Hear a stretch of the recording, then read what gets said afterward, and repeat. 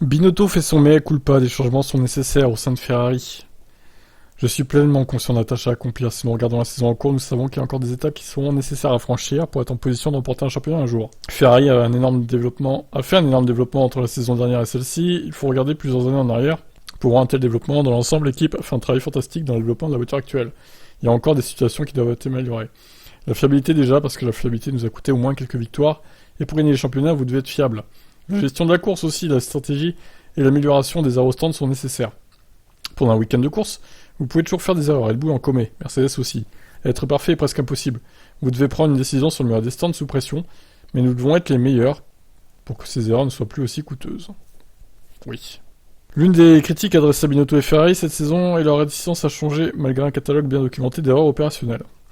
Nous n'avons pas besoin de changer les gens, mais nous devons certainement changer certaines choses. La façon dont nous communiquons, par exemple, la façon dont nous entrons dans le processus de prise de décision. Des changements sont nécessaires, ça nuit. Ajouter de la valeur peut être nécessaire, ajouter des personnes aussi, mais changer les gens n'est pas une voie que je vais suivre, c'est une ancienne façon d'aborder les problèmes.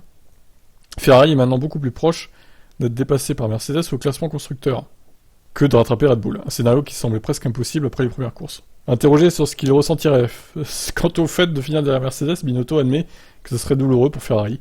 En arriver là, avec la façon dont nous avons commencé la saison, ça prouverait que nous n'avons pas été assez bons pour améliorer la voiture tout au long de la saison et qu'il y a eu trop d'erreurs. Mais nous sommes en avance et nos intentions sont de rester devant eux. Ouais, bah ça serait quand même le comble là, que Mercedes passe devant. Vu la fusée qu'ils avaient, Ferrari en début de saison est encore jusqu'au milieu. Bon là, elle semble un peu rentrer dans le rang hein, là, en termes de perf, la Ferrari. Même si elle est encore très bonne, on l'a vu à Monza. Mais sur d'autres circuits, on dirait bien qu'elle a du mal quand même. Et que la Mercedes monte en puissance de circuit en circuit. Est-ce que ça suffira pour attraper au niveau comptable l'équipe Ferrari? Je sais pas. À voir. Il reste encore quelques courses pour le décider. Ciao ciao.